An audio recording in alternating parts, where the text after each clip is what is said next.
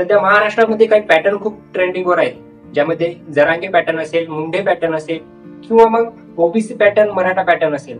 आणि आता आमदार सुरेश धस यांनी एक नवीन पॅटर्न आणला आणि तो म्हणजे परळी पॅटर्न. आणि हे जे सर्व पॅटर्न आहे ते कुठं ना कुठं तरी बीडशी संबंधित आहेत.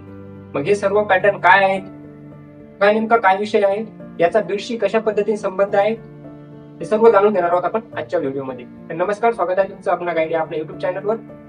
सुरुवात जर करायची म्हटलं तर या प्रकरणामध्ये आपल्याला खूप मागे जावं लागणार आहे आणि आपण जेवढे याच्या तळाशी जाण्याचा प्रयत्न करू तेवढे त्याच्यात फसत जाणार आहे. कारण याची सुरुवात एका आरक्षणाच्या मुद्द्यापासून आंदोलनापासून एका जातीपर्यंत आणि जातीपासून जातीवादापर्यंत अशा पद्धतीने यानं वळण घेतलं. आणि जातीवादाच्या नंतर परत याच्यात राजकारण आणि राजकारणाच्या नंतर आता म्हणजे खून, असं एवढं मोठं प्रकरण आहे. असंच वळण घेत हे जे प्रकरण आहे आज एका खुनापर्यंत आलं.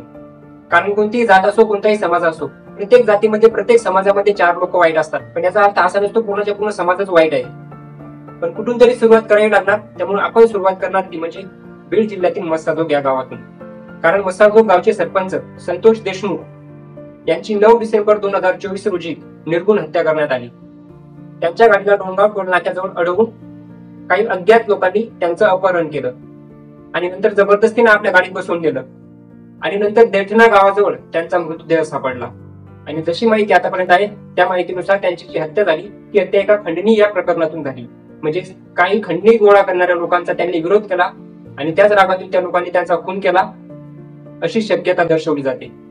संतोष देशमुख यांना न्याय मिळावा यासाठी लवकरात लवकर त्यामागे जे आरोपी असतील आणि त्यामागे जो मास्टर माइंड असेल यांना फाशीची शिक्षा व्हावी अशी सर्व महाराष्ट्रातील व बीड जिल्ह्यातील जनतेची मागणी आहे.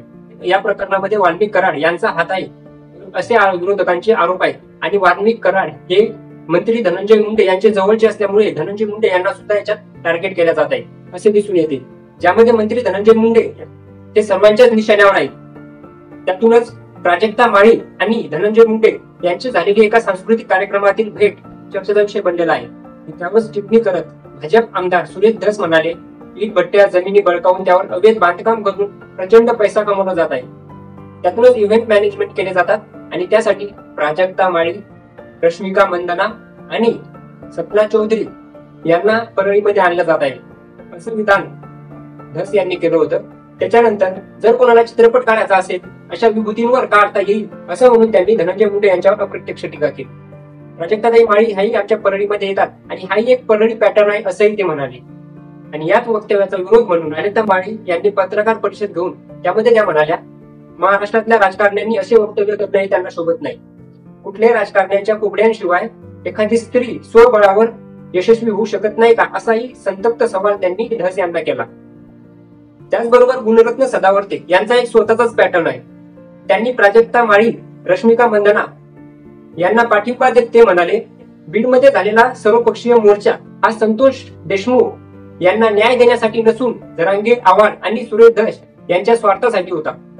कोणालाही न्याय मिळवून देण्यासाठी तो मोर्चा नव्हता अशी टीका गुणरत्न सदावर्ते यांनी केली. हा एक मोर्चा नसून हा शिवगा होता, कारण त्यामध्ये शिट्ट्या आणि टाळ्या वाजत होत्या असंही ते म्हणाले. वाल्मिक कराड यांना फाशी द्या असं तुम्ही म्हणता, पण वाल्मिक कराड यांचं कुठल्याही FIR मध्ये नाव आहे का? आधी फाशीची शिक्षा आणि नंतर चौकशी अशी जगात कुठेतरी कायदा आहे का? धनंजय मुंडे यांना वंजारी आहेत म्हणून तुम्ही त्यांना टार्गेट करत आहात का? असे एकामागून एक प्रश्न गुणवंत सदावर्ते यांनी केले. नेमकं भारतीय जनता पक्षामध्ये असून सुरेश धस हे पंकजा मुंडे आणि धनंजय मुंडे यांच्यावर आरोप का करत असतील, याच्या मागे काय कारण असू शकतं? तर याच्या मागे कारण असू शकतं ते म्हणजे एकाच घरात मिळालेली 2 मंत्रीपद. सुरेश धस यांना मंत्रीपद न मिळाल्यामुळे ते विरोध करत आहेत का, असा सुद्धा प्रश्न महाराष्ट्रातील जनतेच्या मनामध्ये आहे. खरंच संतोष देशमुख यांना न्याय मिळणार आहे का? यामागे ज्या पण व्यक्तीचा हात असेल त्याला शिक्षा मिळणार आहे का? एका मृत व्यक्तीच्या नावावर जर राजकारण केलं जात असेल तरी कितपत योग्य? यामध्ये कोण कोणाचा गेम करत आहे असे अनेक प्रश्न आज महाराष्ट्रातील जनतेच्या मनामध्ये आहेत आणि याची उत्तरं वेळेनुसार आपल्याला मिळतील अशी आशा. तर तुम्हाला याबद्दल काय वाटतंय कॉमेंटमध्ये नक्की सांगा. व्हिडिओला लाईक करा, शेअर करा आणि जर चॅनलवर नवीन असाल तर चॅनलला सबस्क्राईब करा. भेटूया पुन्हा असाच एक नवीन विषय घेऊन. तोपर्यंत जय हिंद, जय महाराष्ट्र.